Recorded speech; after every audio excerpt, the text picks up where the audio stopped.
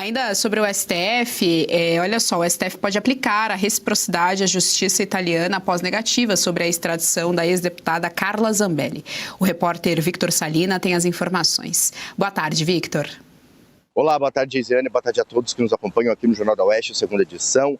É isso, a justiça italiana negou a extradição de Carla Zambelli, nós até bem noticiamos esse caso aqui. Agora a justiça brasileira estuda uma retaliação ali, aplicar a reciprocidade. Isso porque há 5 processos, Geisiane, de extradição que são lá da Itália, prisioneiros italianos que estão aqui no Brasil, que estão ali a caminho de serem devolvidos para a Itália. Eles podem funcionar ali como uma moeda de troca contra Carla Zambelli. O mais recente é de março, é o italiano Fábio Macciuso.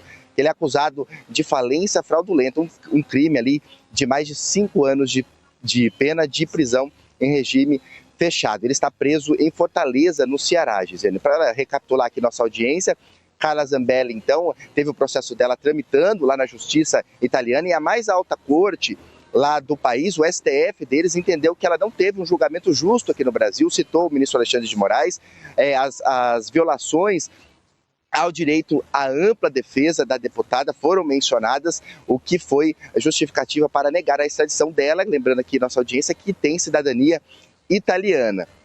Agora, Geisiane, por que esse princípio de reciprocidade ele pode ser aplicado? Esse último processo que eu citei aqui, ele está nas mãos do ministro Flávio Dino. Os outros 4 ainda estão nas mãos de Carmen Lúcia, também do ministro Fux. Agora, Geisiane, esse caso de reciprocidade, de aplicação da reciprocidade, ele já ocorreu aqui no Brasil, principalmente contra a Justiça da Espanha, que negou a extradição de Oswaldo Eustáquio, um dos condenados do 8 de janeiro. Ele que é jornalista, está lá na Espanha, a Espanha também negou a extradição dele. E à época, o ministro Alexandre de Moraes, ele usou da reciprocidade, negando a extradição de um preso que estava aqui, um búlgaro, né, que pertence então à condenação ali da justiça espanhola. Essa extradição ela foi suspensa pelo ministro até recentemente, até maio, quando a primeira turma do STF decidiu autorizar então que essa extradição fosse feita. Bom, Gisele, agora aguardar os próximos capítulos, se eles vão mesmo insistir novamente em trazer a ex-deputada Carla Zambelli para ser aqui, para cumprir, aliás, a pena da condenação aqui no Brasil. Eu volto com você. Fabi Barroso, quero ouvi-la a respeito, tá? Então, não é a primeira vez, como muito bem o Victor Salina apontou aqui para nossa audiência, não é a primeira vez que o STF se aplica disso, não é a primeira vez, na verdade, essa gestão como um todo, né? O próprio governo petista também adora falar, bradar aí sobre reciprocidade em casos que não se aplica a tal da reciprocidade. Bom, a gente tem aí esse caso da Carla Zambelli, justiça italiana reconhecendo o abuso de autoridade que parte aqui da Suprema Corte Brasileira, a Suprema Corte Brasileira é incomodada querendo resolver isso com mais um abuso de autoridade. Olha que coisa simples, não é mesmo? Vamos lembrar aí que esse caso trazido pelo Victor Salinas, do búlgaro, né, que a Espanha estava solicitando, o ministro Alexandre de Moraes concedeu prisão domiciliar para o búlgaro e ele não tinha domicílio. Gente, eu até dei uma pausa dramática, porque realmente partindo de um ministro do Supremo Tribunal Federal é inacreditável e é um preso aí extremamente perigoso. Agora esse outro processo aí está nas mãos do Dino.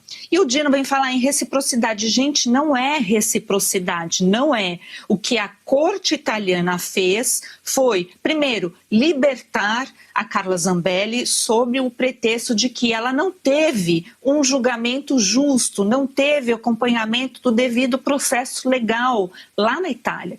E também apontou no Brasil, também apontou que foi violada, né, a imparcialidade do juiz, porque nos autos do processo tinha, né, a mesma figura como réu, autor, vítima, autor que eu digo porque ele deveria, né, ser colocado como autor, mas réu, vítima e juiz. Né? Então, isso é gravíssimo e viola pactos internacionais e a própria lei italiana e, se apontar incorretamente, também viola a nossa legislação. O Brasil não poderia fazer isso jamais, né? A gente também é signatário de vários pactos internacionais que não permite que alguém seja julgado, né, pela suposta vítima, porque senão ia ser uma bagunça. Mas olha que fato importante, temos Polônia, Argentina, Estados Unidos, Itália e Espanha. 5 países concordando e corroborando com as falas, né, de todos aqui que apontam as ilegalidades dos processos conduzidos pelo ministro Alexandre de Moraes, que sim, ele é vítima, ele se põe na posição de vítima de todos esses e foi delator. E até a resposta que o Fachin deu, que eu sei que está uma briga lá no Supremo, uns acharam bom, outros não acharam tão bom, né, que o Fachin deu em relação à extradição, em relação à sentença publicada da Justiça italiana, é interessante porque a resposta que ele deu foi que não, isso não foi um ato do ministro relator Alexandre de Moraes, mas foi concordado, né, corroborado com toda a primeira turma. Gente, só que vamos lá. O relator, que era, né, a principal vítima, uma das vítimas, né, das ações aí supostamente de Carla Zambelli do hacker, ele participou de grande parte do processo. Vários atos processuais foram feitos pelo ministro Alexandre de Moraes. Então, isso por si só, o processo é nulo desde o nascimento. Então, foi isso que a justiça italiana disse. E agora vem o Dino, né, cumprindo uma agenda pessoal de corporativismo e proteção dele e dos outros ministros, dizer que é reciprocidade. Não tem nada de recíproco. Esse criminoso que a Itália pede extradição é de fato um criminoso e o Brasil não reavaliou essa condenação. Isso é pura vingança. Ainda sobre esse tema, a gente tem até aqui um comentário da nossa audiência, o Politijuris, que fala justamente sobre essa cláusula de reciprocidade ser diplomática e não jurídica. Estão misturando ali banana com maçã e laranja, o tribunal realmente se comportando de maneira só vingativa. O nosso tribunal, né, não o da Itália. Então, a questão é que nós perdemos completamente, nós não, né? Esse judiciário ativista nosso perdeu completamente o entender de algumas palavras. Então, a palavra extrema, por exemplo, que eles adoram colocar na direita, perdeu completamente o sentido. Soberania perdeu completamente o sentido. E reciprocidade está entrando agora na lista de palavras que eles estão reformulando, né? Ressignificando o sentido real das palavras, porque de fato a Fabi comentou que é uma vingança e ali nos comentários também dos nossos telespectadores eles também comentaram sobre isso. O nosso judiciário ele está agindo como uma criança birrenta, né? Se você não vai fazer o que eu quero, então eu também não vou fazer o que você quer. Acontece que o que o outro lado está pedindo é justo e cabe dentro da diplomacia internacional. O que nós estamos pedindo foi avaliado e foi escancarado para o mundo aquilo que nós já sabemos aqui dentro, que nós vemos batendo na tecla em diversas conversas que nós temos, em diversos posicionamentos nossos aqui na Revista Oeste, de dizer o seguinte: o nosso juiz não é parcial. Né? Pelo contrário, ele é totalmente parcial. Ele sempre agiu em todos os casos como aquele que condena e aquele que está sendo vítima. E isso está escancarado, está ficando escancarado para o mundo e acaba sendo um golpe, né, para a reputação do nosso STF.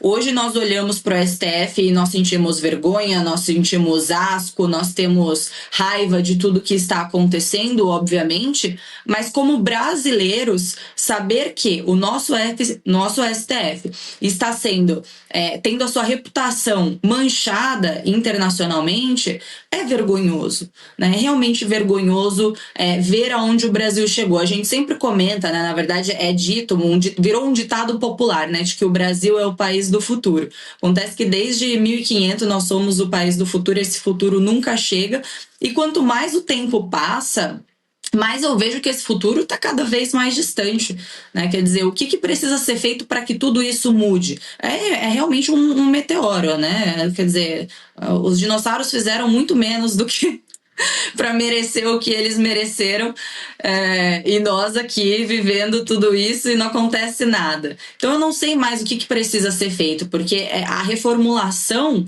precisa vir em absolutamente todas as instâncias para que um dia a gente possa, talvez, mudar essa imagem, né, que foi denegrida ao longo desses últimos anos de uma forma tão rápida, tão bruta, né, ao longo do tempo. Não é como se o Brasil ele nunca foi visto como o melhor país, né, com as instituições mais sólidas, vamos dizer assim, olhando para fora. Mas ainda ele não era tão comentado como está sendo comentado hoje. Agora, nos últimos 3 anos, principalmente, nós viramos motivo de realmente críticas e debates no internacional, de uma corte, por exemplo, a da Itália, que é uma corte secular, centenária, extremamente respeitada e que não deve nada a nenhum político brasileiro. Então, quer dizer, eles não estão se posicionando dessa forma porque eles devem algo ao Brasil ou porque eles têm um lado político, né? Quem faz isso somos nós dentro do STF. Então, o que eles estão mostrando é o que nós já viemos falando há tanto tempo e o outro lado não quer saber disso. O outro lado não concorda porque, claramente, as medidas que estão sendo tomadas agradam à vontade deles. Agora, eu queria ver se fosse o contrário, né? Se indo contra eles, mas com medidas totalmente parciais também, como está acontecendo. É óbvio que eles não gostariam. Mas é aquela história, né? O pau que dá em Chico também dá em Francisco.